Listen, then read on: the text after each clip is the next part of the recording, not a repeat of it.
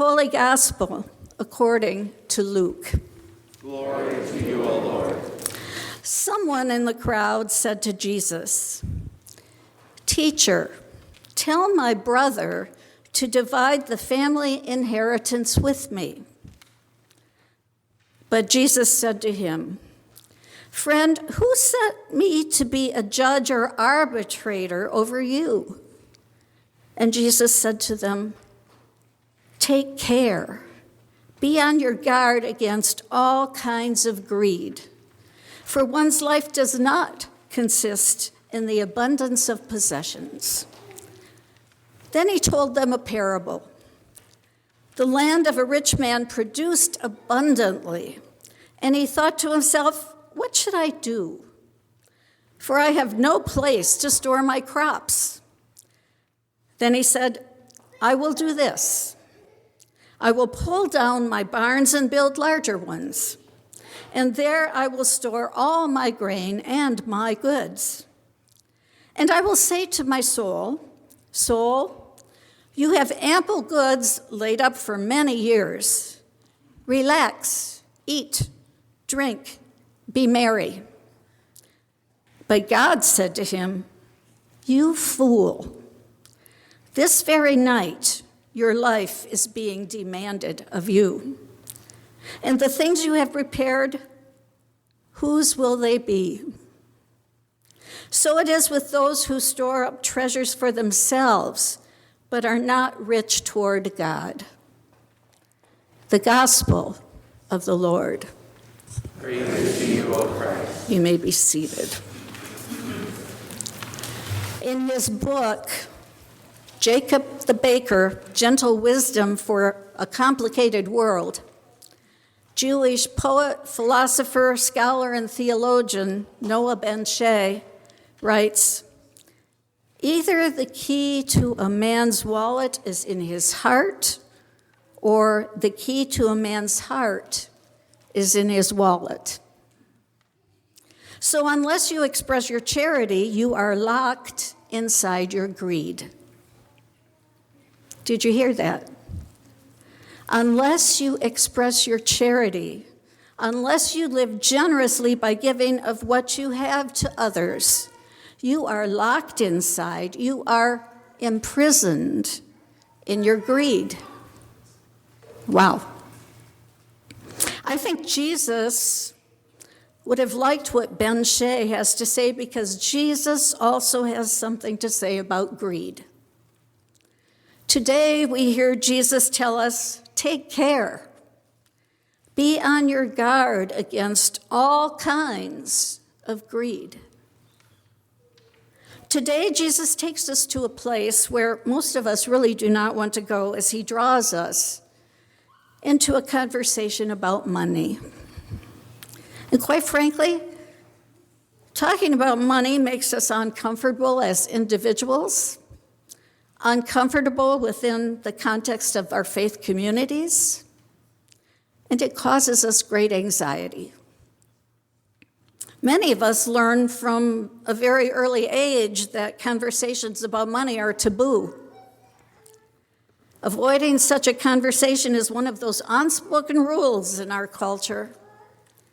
And we find it very uncomfortable to talk about the amount of money we make, the amount of money we tightly hold onto, the amount of money we hold in investments, the amount of money that we have as disposable income, the amount of money we pay in taxes, and the amount of money we give away. Well, today, Jesus breaks this unspoken rule and takes us into the territory of the taboo as he talks about money. Today, Jesus exposes human greed and anxiety about money. And he uses his famous teaching tool, a parable, a story, to burn away any illusion we may have that a godly life is synonymous with our American ideals of prosperity and success. Quite frankly, Jesus talked more about our relationship with money and stuff and our possessions more than almost any other topic. And today is one example. The writer of Luke's gospel tells us Jesus is with a crowd of people and he is teaching. He's approached by this man who asks him to arbitrate an inheritance dispute he's having with his brother. A family feud is set before him. And Jesus opts out of getting involved in that squabble. Instead, he uses the opportunity to talk about money and a right relationship with money. Jesus tells a story that has become known as the parable of the rich fool. However, it is important to recognize that the man in this parable is not necessarily portrayed as particularly wicked. He is not defined as one of those whose wealth was gained by illegal means. He is not one of those despised tax collectors, and he has not stolen anything. From the little we do know about him, we can surmise that he became wealthy by the sweat of his brow, by very honest means. He is a farmer, and his land has produced immense harvests. Truthfully, his decision to save for the future by building a bigger barn does not seem all that unreasonable. He simply needs space for his abundant harvest. So I must ask, what is wrong with saving for a rainy day? Well, the truth is there's nothing wrong with saving for a rainy day.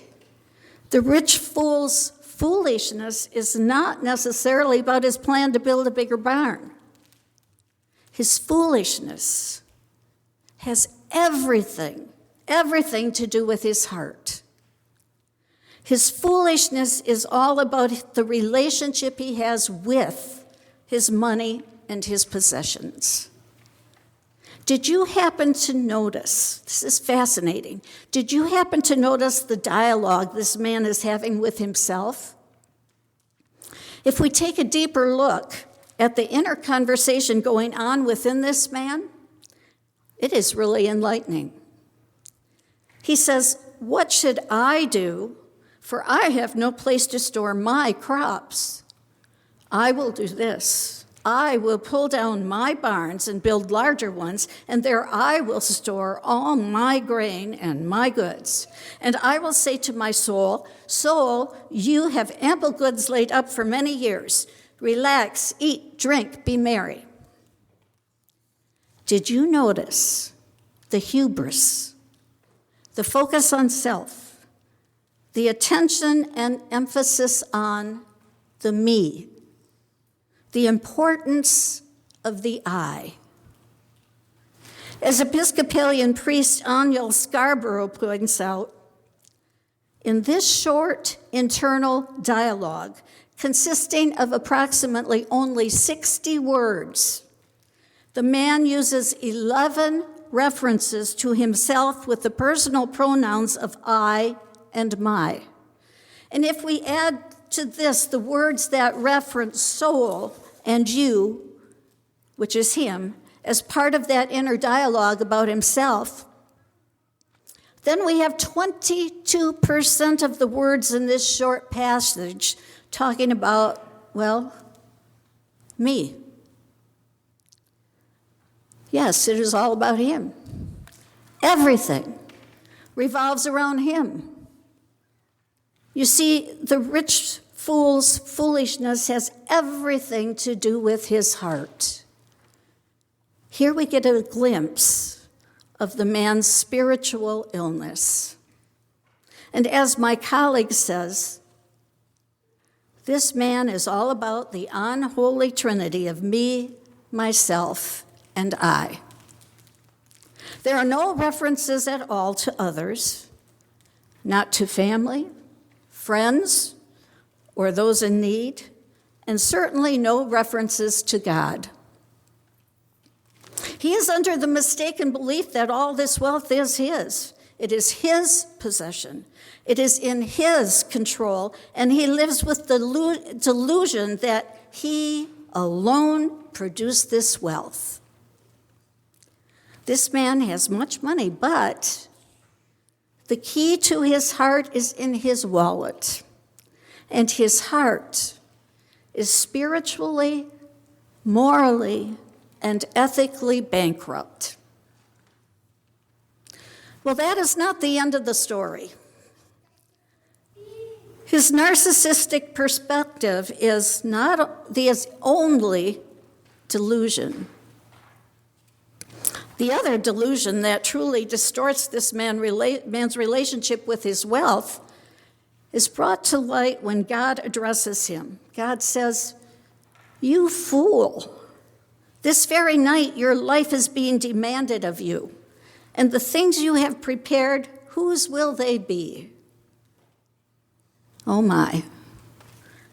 Here we get to something that is so important. Something that none of us want to face.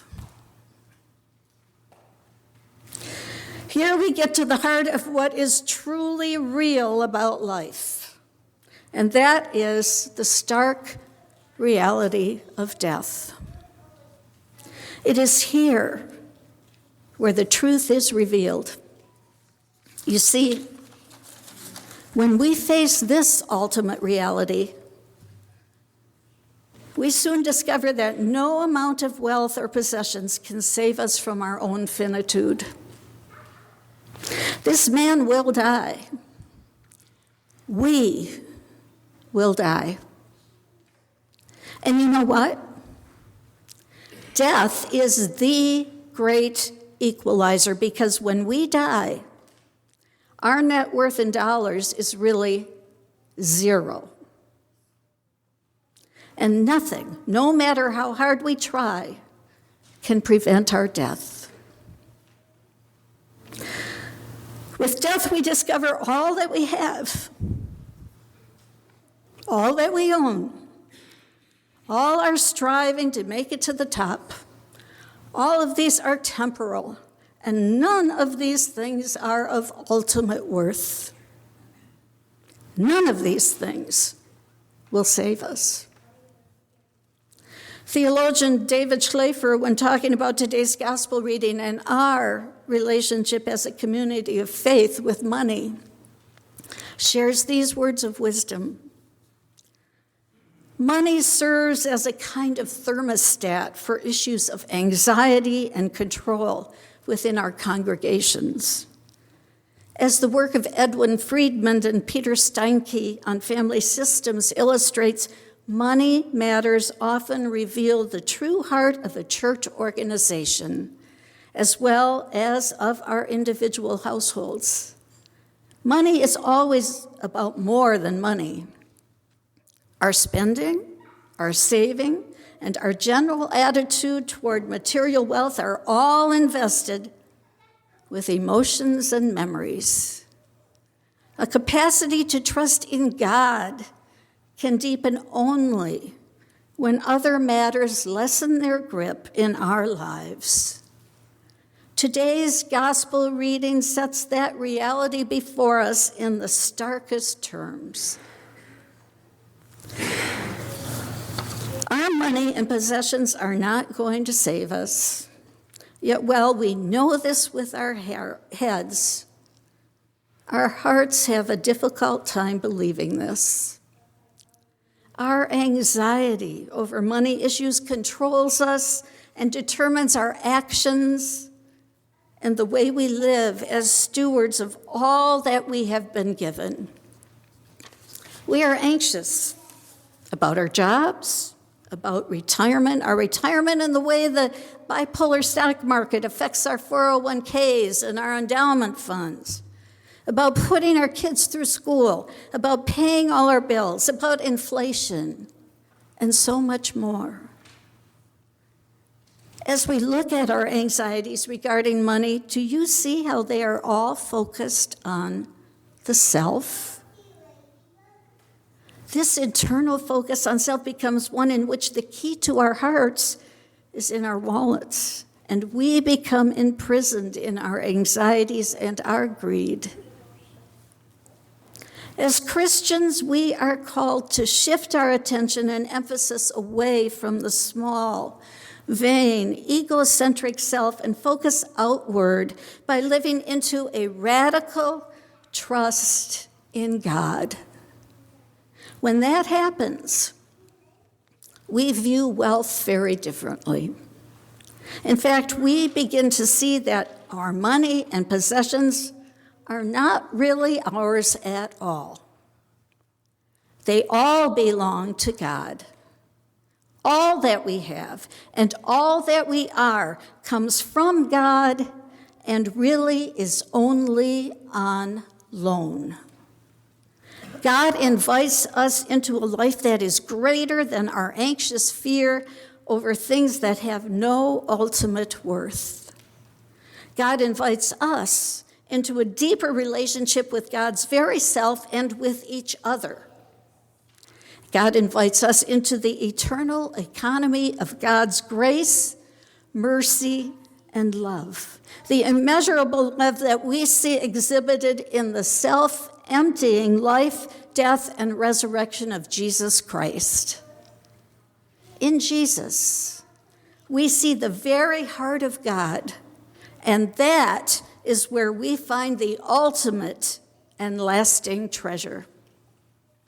The key that unlocks our hearts so we can truly live for others. The key that enables us to live lives that are rich toward God. Amen.